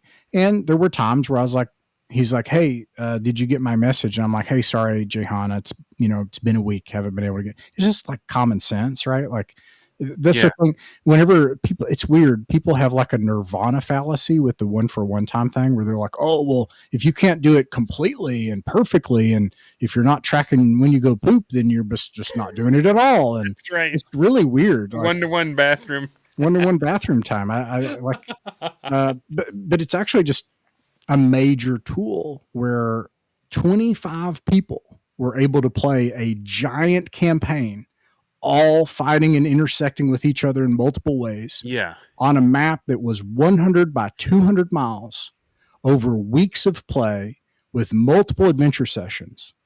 And because we were tracking time for one, because it's linear and like that list, like I showed you, it was easy to run. That plus no prep. Like if you just just do what the book says and just use your apophenia, and you just like, read Appendix N and just let it come out. And we talk more about that on the podcast. So listen for that tomorrow, the apophenia stuff. Yeah. If you do no prep and 1-for-1, you can have a clubhouse of 25 people playing an extremely complex war game with really in-depth stuff where it's the most epic adventures. You're just eating steak. And your stories will beat everybody else's stories that's doing this. Thank you. My ear trumpet has been struck by lightning for another $1. Always appreciate the support, man. Glad to see you when you show up. And thanks for being a support of the channel. We do have a question. Well, first let me ask, did you get a chance to fully answer? I kind of went on a little pontification there, actually. So all right. Can I add one practical tip? Please. First. So if you do want to do this, my best advice is to do it, but do it like in a smaller, shorter setup. Because once you do it, you'll learn a lot about like the logistics and everything, and you'll feel way more confident about your grand campaign if you want to do that. Yeah. We talked about this a while ago. 5 is good for a real small one. 7 is probably better for getting there. But 7 people, you have enough Venn diagrams there where 4 can gang up on 3, and you can have the betrayals and all that kind of stuff. But yeah, get your legs under you before you go full on. But you got to try this stuff, even if you mess it up. I mean, you've heard Ross talk about how there was a bunch of things he's like, I wish I had done it this way or better or whatever. But it's like, even still, and even with players like Jahan ruining the game, they still had a blast, right? So here's the question from Dan Lambo. It says, apologize if I missed anything about this you addressed earlier. How did you source material from Rappan Athuk to fuel your BrawnSteen? Maps, characters, factions, etc. Thanks, guys. Great convo. And it sounds like you were just kind of dishing out factions straight from the book, right? Like, here's who you are, here's what you have. How much Rappan Athuk came out in the BrawnSteen? How did you do that? I think so this came from like a years-long campaign in Rappan Athuk. Rappan Athuk is secretly one of the best adventure products ever made. It's like secret. Like I've heard people say that like you can't. How do you do that? You think you got to hold it in front of your face? Oh, like nope, you're gone. I did a phase. I entered Maybe the open ethereal it to plane. the cover page, maybe. I don't. It's just not showing up at all because it's black. But it's the 2012 version. So this is important. There's a Pathfinder version, and some of the players have we disagree. Like, so that's another thing. Is like some people who've played it are like, oh, Ross, it's not 1-for-1 time in Apophenia. You're just the best referee ever. And I'm like, which is very nice, right? But like, nope. Nope. No, I'm not. Actually, I've like not any creativity or like I'm just like doing the game, right? And anyways, the 2012 version of Rappan Athuk, which I don't even know if you can get anymore, secretly is like Bill Webb's original D&D transitioning into one kind of late 70s era dungeon. And it's made very much like via Appendix A. And in fact, it's so thorough in its math that there's a section, for example, that has a town. Now there's some downsides to it, but did I run it? I just took it straight out off the page is the answer.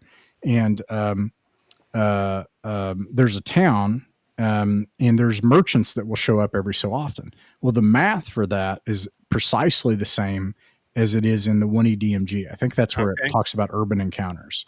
Like the chance of merchants showing up and all this kind of stuff. And you can see these little nuggets where it's like he was doing it like by the book, interestingly. And then there's some stuff where it gets real bonkers, and like there's some Pathfinderisms and stuff. But like on the surface level, this is I've never seen a better classical dungeon. However, if I could do it over again, and I've mentioned this, I would not do this anymore, but it saved me a lot of time. But I wish I could make my own dungeon. That's what I would have preferred. Yeah. Right on. Chubby Funster says, no, I just got here a few seconds ago, but his Dunders had an innovation over the X card for the perpetually fended. Yeah. Every time we start talking about the goblin version of consent, I just tap the X card on my hat, and then Glenn knows to stop talking. Dude, I got Shadow Rim, and I was using it with my 3-year-old daughter. So we play D&D every time I'm in from work. And the encounters that we came up with, I have to tell this really quick because I was using Chubby Funster's Shadow Rim, and I used some encounters like a troll, like ogre skull, and then there was like a castle. And anyways, my character died that was with her, and my little 3-year-old girl, and a little squeaky 3-year-old girl voice was like, well, Daddy, I guess you'll have to roll a new character. That's awesome. And anyways, and then you said, I'm not going to be your friend anymore. I don't like this game. Chubby Funster's like a content factory. It just blows my mind, the stuff you make, dude. And it was so good. Shadow Rim is so neat. Yeah, I've had him on the show twice, and he always drops my jaw. He says, oh, wow, thanks for sharing that. Great story. All right, so the other question I had, since you seem to switch between type 1, type 2, and type 3, how do you know when to go play by post? How do you know when to say, all right, time out, we're going to get everybody together tonight, and we're going to do an in-session, and whatever happens in session is going to impact the whole world, and then everyone else is going to have to react to that. Is that just something is that just like an instinct you get as you're doing it? No. Does that become obvious when it's time, or is it just like, you're like, now would be fun to do this now? No, I have no imagination and no talent. So let me tell you exactly where this comes from, because I think as we kind of like go back towards like trying to do clubhouse war games and have that kind of concept. 100% of the credit goes to Alchemical Raker, and he pointed me toward a book called Wargaming Campaigns by Henry Hyde. Okay, this is it right here. This book, it has an entire section on how to arrange a wargaming group, a club, on Discord. And I think if you take those concepts and you keep them very simple, that book right there. It's a big old bug crusher of a book. In fact, you could almost just do what he says. Just like it's very much a how-to, and it's a very practical book. It's not very heady or philosophical. You can just take that, and it has a whole section on Discord. And I will also say now one thing I think I did, because I took Browser too, and I like the factions. I took the faction sheets from Browser and I rewrote them and used it exactly. And I was like, all right, here's your faction sheet, and I still do that in the Traveler game. Amazing, handy thing, faction sheet, right? That also sets the tone, like Ryan was talking about, where you're using Aufkrugstactic, which is mentioned by Henry Hyde, or what the U.S. military calls mission command, which could be summed up as, bro, stop micromanaging. You're a commander. Give me like 5 bullet points. Give me the concept of the operation. Trust your troops.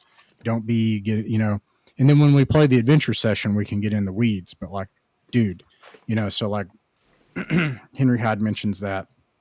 Anyways, the Braunstein 2.5 thing is. It's the other one. If you're that one's huge. That one actually gives the numbers. How far should troops march, and etc. That's like an actual game. Okay. Anyways, what I did is I took a bit of video game design, which is usually a bad idea, and maybe this is a bad idea, but I put it this way: if you're in your hex, if it's in your hex, or you're in your stronghold, or it's right where your character is, you can play always on. Now, again, common sense, right? Like I'm at work. I work sometimes 6 days straight with 14 hours on and 10 hours off. Like I don't have time. Like, by the way, that's what my work schedule can be like. And I ran this. So like, it's not like this is some kind of elite. I'm not an elite gamer. Okay. I'm a gamer dad. Dude, everything you're saying just gets better and better. Like you can have a life and do this kind of gaming. I think that if you have a life, you should do this type of gaming. I don't know how you could do a different one. I could never run 5e the way I did back in 2020. Like, I don't know how. Yeah. I can't do that. Anywho, like I had to Did you guys feel the nation's pressure just drop as a bunch of viewers gasped in unison? Oh yeah. Okay. Always on. If you're near your character, that's common sense.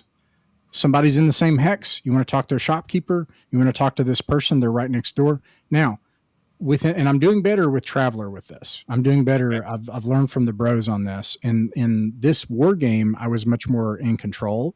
And in Traveler, I'm more likely to just put 2 people in a chat and be like, I don't care. You guys duel each other. You have the rules of Classic Traveler. Good luck. Yep. Okay.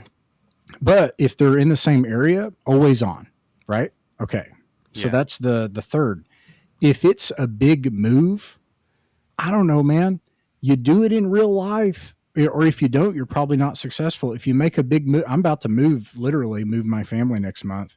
That's not something you do the moment of or every day, or I don't, anyways. You plan. So that it makes sense to have a cycle to things, a rhythm to things. That's not immersion breaking. It's not unrealistic. So if it's a big move and you're marching an army or you're planning a big raid on the underworld, it's fair to have that as a weekly or a monthly order cycle. By the way, we did that in the army. It was called a battle rhythm. You had a daily one, you had a weekly one, a monthly one. Life has a rhythm to it. Like, so anywho, Richard. They were in a BrawnSteen type 1 together, and this dude just I don't know what to say. This psionic just showed up and just started killing people. All right, I want to hear from some of the players now, especially ones that maybe have feel like you've had some realizations of what it takes to be. What would you say it takes to be a good player? I'm brand new. I only play 5e, and I do it with D&D Beyond, and I just watched a This Is Dundermoose episode, and these guys were talking crazy, and it sounds like the game is light years beyond what I'm used to, and it's easier to DM, and I just got invited to one. How do I not stuff it up? How do I not ruin friendships? How do I enjoy it and have a good time? Steve, I'll have you go first, and then we'll go around. So you're doing 5e. Think of it, the big bad evil guy who has these eccentric plots and stuff. You want to play like you're him. You want to use that logic, assume people are going to try to ruin your plans, even if you're the good guy. You just want to be that proactive and just go and do stuff. Go punch somebody in the face in the game. Yeah, in the game. Punch somebody's character in the face. And how did you get to that? Is that something that you got instinctually the first time you played, or the first time you DM'd one, or is it kind of like some hard-won knowledge?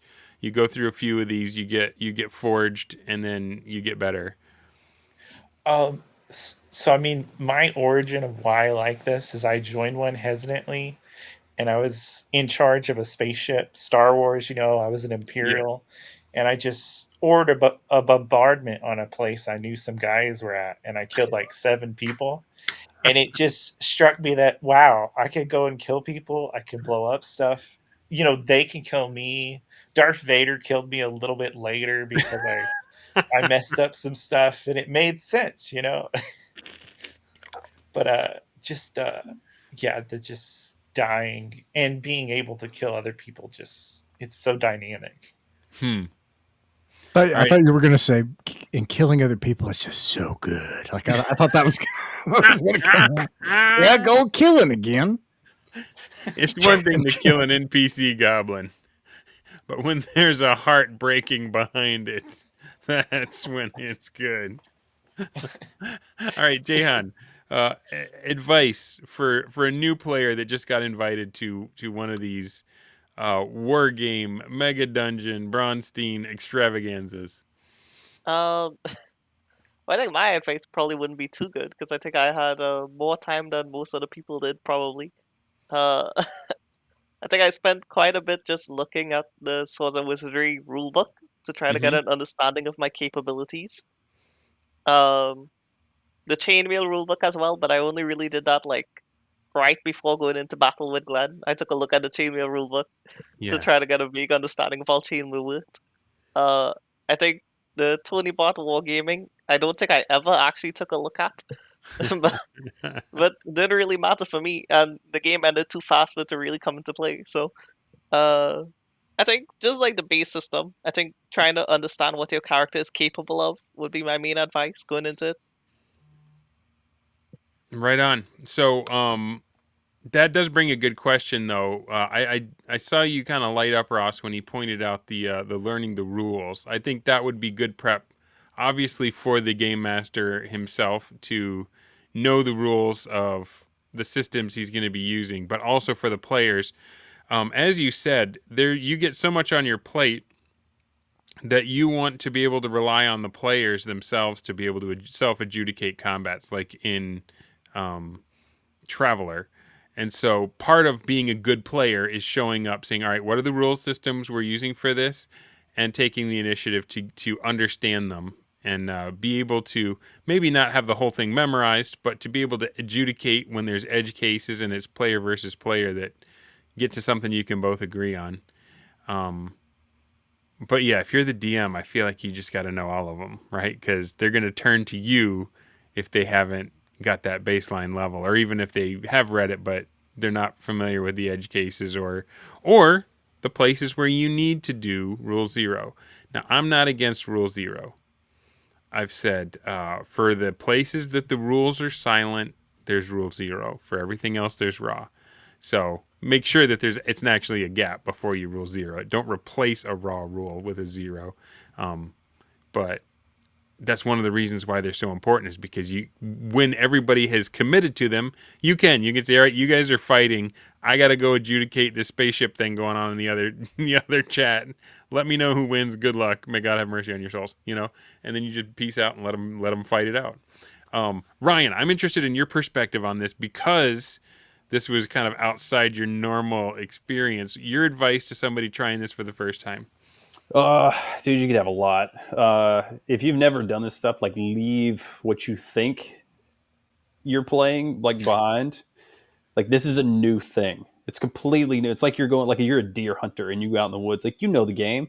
You're going to find the deer. You're going to shoot him with a big gun, and then the deer is going to fall over. But imagine like you go to shoot the deer and the deer pulls a gun out at you. It's like, oh, this is a different thing. Like, this is a different game when there's someone.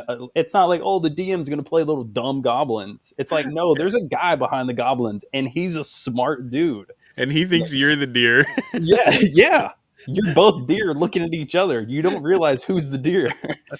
Like, leave those preconceived notions behind. Like, this is a different thing. It's like the amount of like literal adrenaline spikes I got. Like, my heart was like thump, thump, thump, thump, thump. Like, it's amazing. Things you would never get in like a D&D game. It's like, yeah, we killed the bad guy. The DM like was playing a dumb ogre. I get it. Yeah. But it's like, dude, I fucking crushed Jacob. Fuck that guy. But then you're like, yo, Jacob Blaze did really good. That demoness, you really had us there for a minute. Even though like he did, Yeah. It's, you know, like you really, like you've earned it. You've actually defeated somebody. So yeah, leave those Right preconceived on. notions. You're playing a different game. Like, this is awesome. Awesome, man. Thanks for that. That's a perfect way to describe it. It is. And sometimes don't be hard on yourself. Sometimes if it's you know, it's kind of like Yoda said, you must unlearn what you have learned. Like it's not an easy thing to do, but like once it snaps, once it clicks into place, Oh yeah. you're cruising. All right, Glenn, I know I put you on the spot by having you go last. Everyone else has weighed fourth. What advice would you give to a new player who's been invited to one of these and doesn't know what they're doing yet? Well, my advice would be just look at the resources that are given to you. Give it time. Understand what you're doing. Go easy on your DM.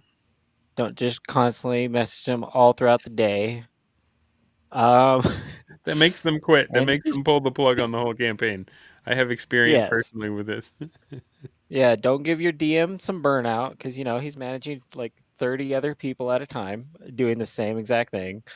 And kind of just be yourself. If this is a adventure game, do what you think you're gonna do in an adventure game.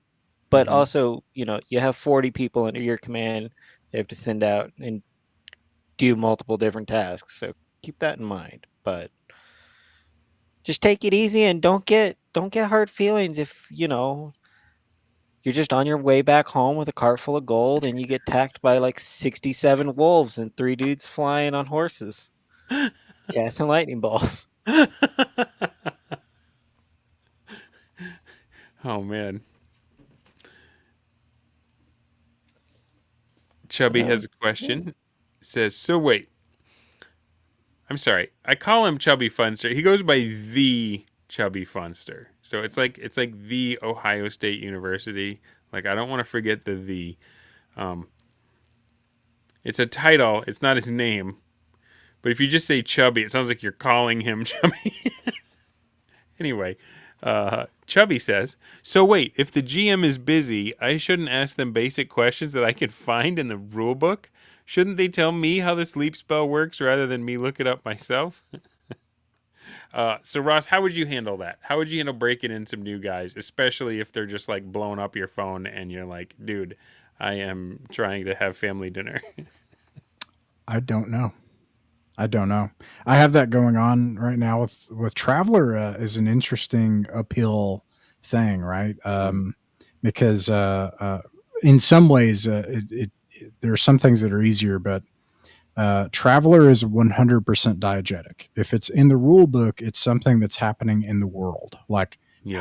how common is a gas giant, or how far away are most gas giants from the closest primary world, and this kind of stuff. And if you play it in this style, all of that is the game. That's the game you're playing. It's not like a tool.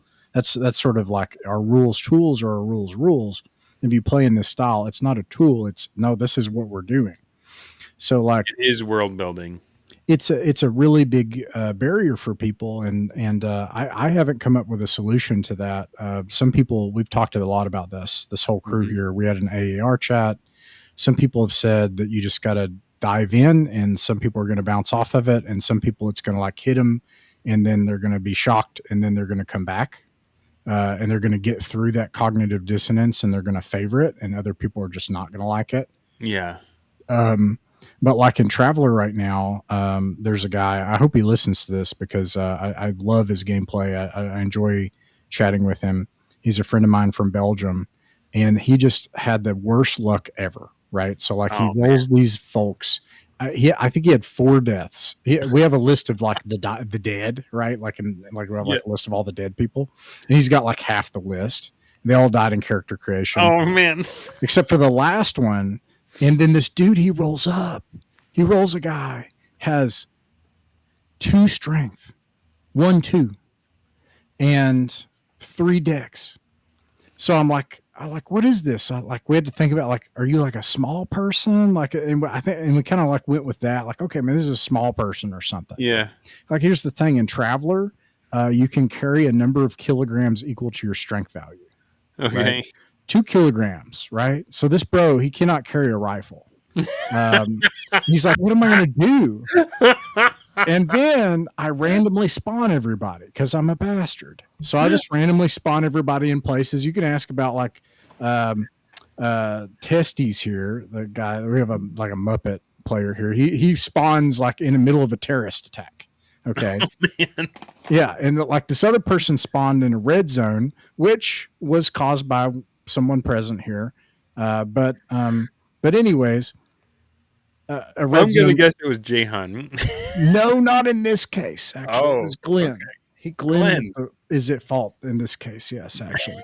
But anywho, he shows up in a red zone is like a no-fly zone, like a shoot-down zone, right? Mm-hmm. And there's these ships, and he's there. Now, here's the thing people can't get is Star Wars has poisoned. It's broken people's minds. Like they can't imagine space unless it's Star Wars. Like I can't just dive toward the capital ship and like do some flips.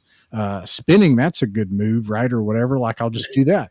And it's like, no, man, like you are 450,000 450,000 kilometers away from this thing. He can see you. No, there's no shields. You're just going to die. It's like The Expanse, if you know that TV show. Yeah. So I'm like trying to explain this to this person, and they're new, right? And it's a whole book. It's a whole, so and he's doing the best he can, but he's a busy dad and he works all the time. I knew that was going to happen. Up. Yeah. This is the rules for Classic Traveler. It's a whole book. Yeah. But it has things like this. Here's the rule in Classic Traveler. If you're within 10 diameters of a planet, so a planet plus 10 of its diameters away from its gravity well, and you initiate a jump, you roll a 13 plus on a 2d6. If you roll a 16 or above, you are instantly destroyed in a jump. Like if you initiate a jump, you add 10 to that value if you're within 10 diameters. Oh. I know all this, right? He's new. How do you get through that? I think you just got to show up and get punched in the ring and learn. That's the best. I don't know. You guys tell me, actually. That's the best I can figure out. Yeah, I would say just it sucks. And it's like, especially if you've built something up, but he'll never forget that next time. He'll make sure he's 11 diameters away next time. Yeah, 100 actually is the rule if you want a safe jump. And yeah, there you go. And he to his credit, I love it. That dude, that little man of his died there in space, just like initiated a jump sequence into a sun. And he said, well, crap. All right, I guess I'll roll another character. And I'm like, man. That is brilliant. Yeah. He has 4 die in character creation. The guy that he gets can't even lift a rifle, and he jumps into a sun. And this dude says, all right, I guess I'll roll another character. Now, he's either masochist and just likes it. He likes the pain or something. But I really appreciate that guy. So, you know what? Does he need to know all the rules? I don't care. Like, it's more fun when they don't, I guess. But I'll tell you this, it won't work unless I do it by the book. That's because right. I got 20 other people. Yeah, there's 2 ways to learn the rules to Traveler. One is to read the book. The other is to try the book. Yeah, try it and find out and see what happens. Then there's the actual physical laws of the universe happening to you at speed. Turns out you did not have the right of way.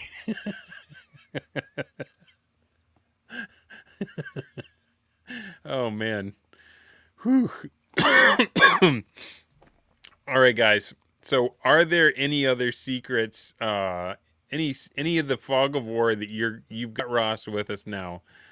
Any questions about what happened in this campaign that you're like, please tell me what was going on with this, because I don't get it. I don't know what happened. Let's just bear all the secrets that we know in the room right now. Who wants to go first? Okay, go ahead, Glenn. So, just to lead up to this question, this was the hottest topic as soon as this event was placed on the chat for people interested and are attending. That faithing ball. What happened?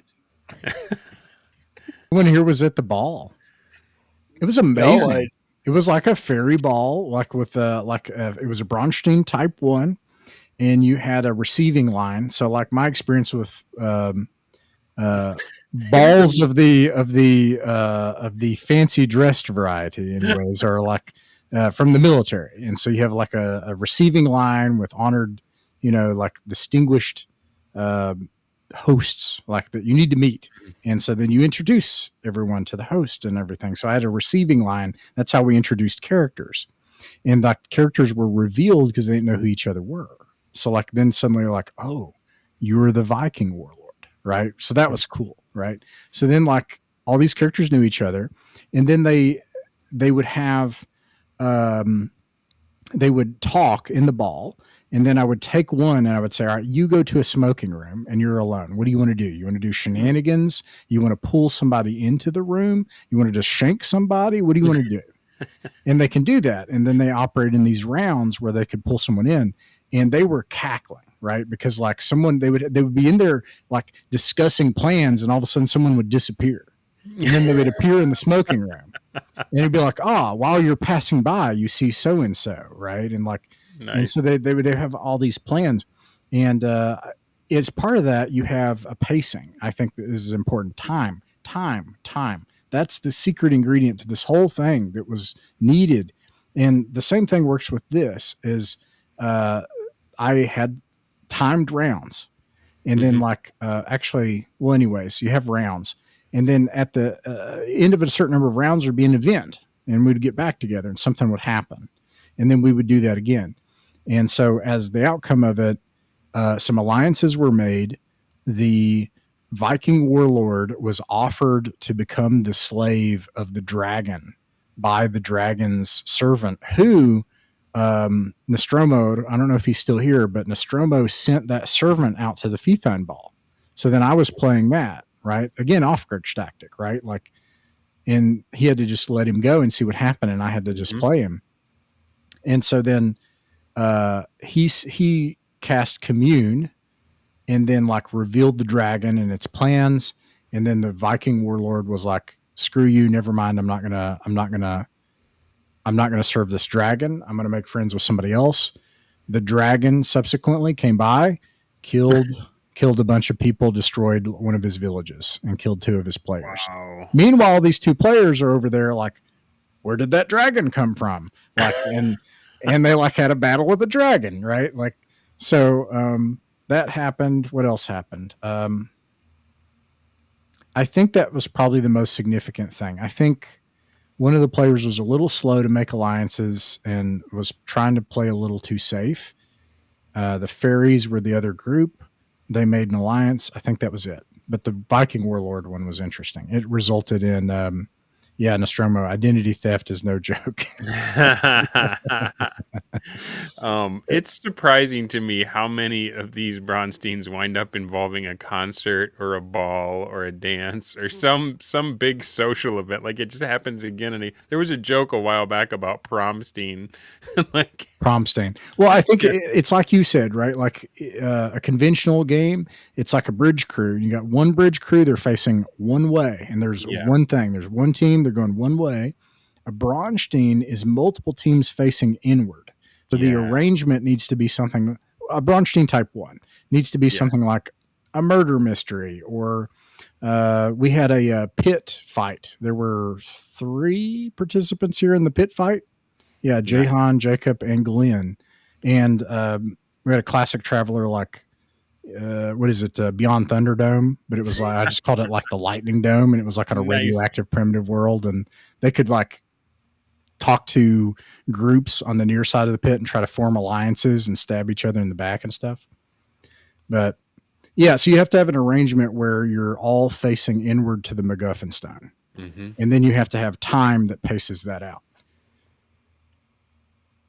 Right on. There's a book by a guy named Marcus, and I've just totally forgotten his last name, but it's called Treacherous Play. And he goes through EVE Online. He goes through, I think it's called DayZ, and he goes through the TV show Survivor, and he talks about like these types of games where you have to trust each other, but it's like the prisoner's dilemma because the last person to betray loses, and there's just something about it that just brings that extra element that will have you thinking about the game when you're not playing. Jumping out of the shower to write an instruction because you just thought of it and you want to make sure that the DM knows, oh shoot, this is what I need to do right now. Not that you should be doing that to your DM, but yeah, these games take on a life of their own, and I think part of it is that fascination of we're all the deer, and you're trying to outsmart the other players in addition to create a good story. And so yeah, we've only got 10 minutes left before Evie Mux kicks me off the air. Evie Mux. First he gave us technical issues and stuff. I'm grateful for it though. I'm still on the free plan. But I want to thank you guys for coming and sharing what is just an exciting campaign. Like even the bad stuff, even having people kind of rage quit or lose friendships or decide not to play this way anymore, that goes to show how important this game is to people and how invested they are, that the emotions can run that high, right? So even with the rough stuff, this game matters. It matters in a way that the other stuff just doesn't anymore. So I guess be careful playing with it. Like, are you scooping the fire of the gods into your lap when you try to play something? You may wind up like us. You may not even be satisfied playing other stuff anymore after this. But it might be worth it just for the experience to see what it's like. And especially if what Ross is, if he's not just been lying his face off, if he's telling the truth and that this is easier to run than what you're used to, is Glenn doing okay? I'm seeing flashlights and did you? Oh, I'll wait till he's got his headphones on. Glenn, you doing all right, man? Did you lose power or something? Yeah, for a second, but it's all good. Okay. Bradford says, you need something for the factions to contend over and around for BrawnSteen to work. Everyone that isn't after the MacGuffin needs to be after someone who is. That's interesting. And Chubby says, you've ruined her for other games. So, all right, one last time around, everyone. Just what's your takeaway from this? What's one thing that's either special about this game or one thing that you learned that you're going to use going forward? And we'll do reverse order this time. Glenn always had to go last, so Glenn, you get to go first this time. Takeaway from this game, one thing you hope to do going forward. Takeaway from this game: when you're in the game, never trust anybody. Nice. One thing I hope to go forward, win this new Traveler BrawnSteen. We'll see how that goes.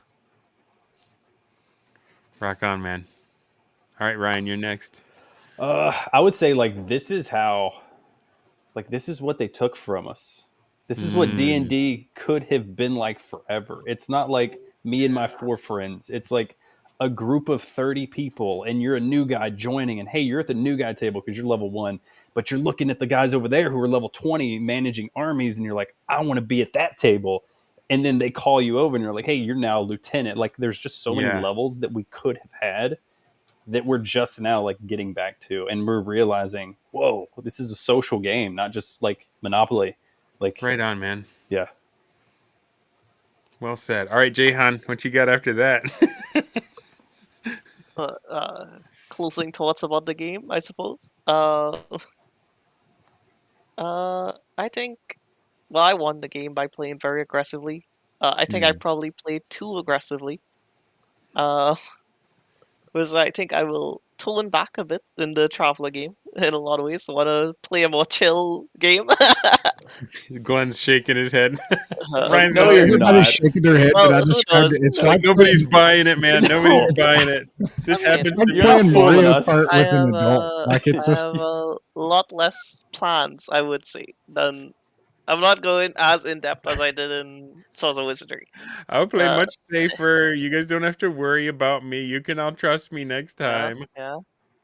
I mean, I think it was fun. I was pretty new to it as well. I think like Ryan, like I'd only ever played one kind of similar type game, Mm. and it was pretty different anyway.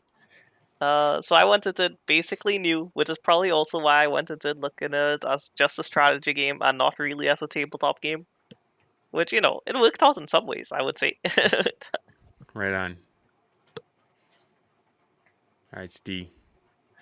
So what struck me with this game is with how many of us were being slaughtered and dying constantly, Ross still felt like this really benevolent DM.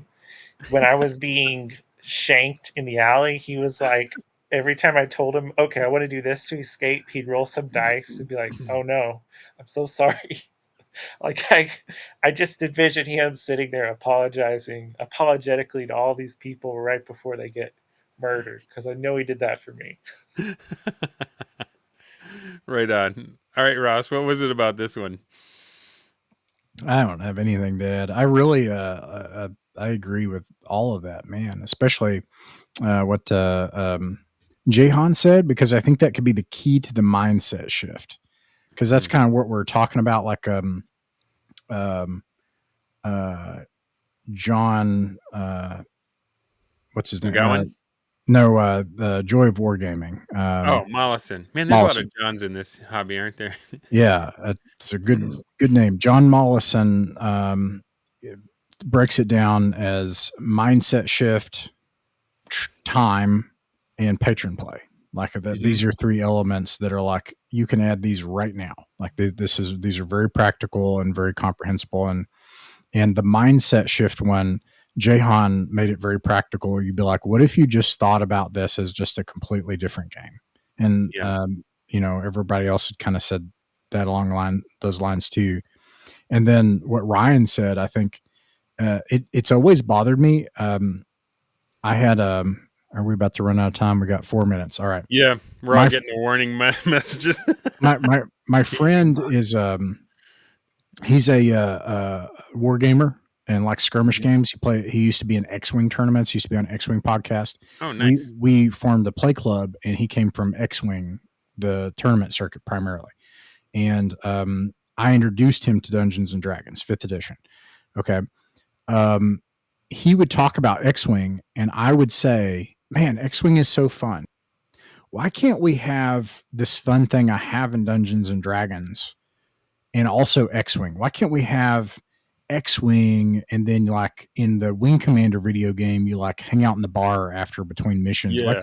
Why can't we have the immersion, but also the sense of like this being continuity, real? And like, why do we have all these barriers between all of these different things? And for years, I asked that question. And this is kind of my whole thing is folk gaming, which is one of the things is I call it the signal, which is like, if you Google Dungeons and Dragons right now, you're going to get one result. One. You're not going to hear about any of this. You're not going to find Dundermoose. But many have failed to find me and continue to. So, and the betrayal, the sense of like, are you kidding me? So I discovered, I don't have it. It's Behind Barrels and Borderlands. One of the first role-playing games ever was literally a game where you had card decks of fighter pilots, like in X-Wing, and then you would chat in the bar, and they had characters. Nice. And that was a predator. That was, and I can't. Somebody can tell me what it's called. I can't remember. It's Aces High. I can't remember the game. Dawn Patrol. Dawn Patrol. Yeah. And it's just like, I keep having this over and over again that for some reason, in the late 60s and early 70s, they were doing game design. And then we stopped. Yeah. And it's just like, and we keep, it's such the lack of ambition, the bucket of crabs just keep saying, no, you can't do that. Yeah. And it turns out they always did that. Like Yeah. everything you can imagine, they'd already done by 1975. All the good stuff. Or everything that someone thinks is an idea right now. I keep finding it in zines. So anyhow, that is to say that, yeah, we could take some risks, do something. In our last minute, people have been watching this. They're like, oh man, I got to see what they're talking about. So how can people watch the folk game that you're talking about? You've got a YouTube channel. Yeah. Is it just Mythic Mountains? Is there an underscore or? Yeah. Mythic Mountains Folk Tabletop. Mythic Mountains Folk Tabletop. All of this is coming out in the spring, and Classic Traveler as well. And you can see how I screwed up everything. It's also on my Substack. Right on. Yeah. And if you want more of these kind of shows, go ahead and feel free to subscribe. If you want to give us some support, go ahead and give us the thumbs up. I think I'm going to let Bradford Walker end with the final thought here. He says, this is how 40K should be run. This is how Battletech should be run. This is how Rifts should be run. L5R, D&D, Gamma World, T2K, and so many more. This is the real game. Thank you for spending your time with us tonight, guys. I feel like this was a special one. I'm glad y'all were along, and have a great night. Thank you.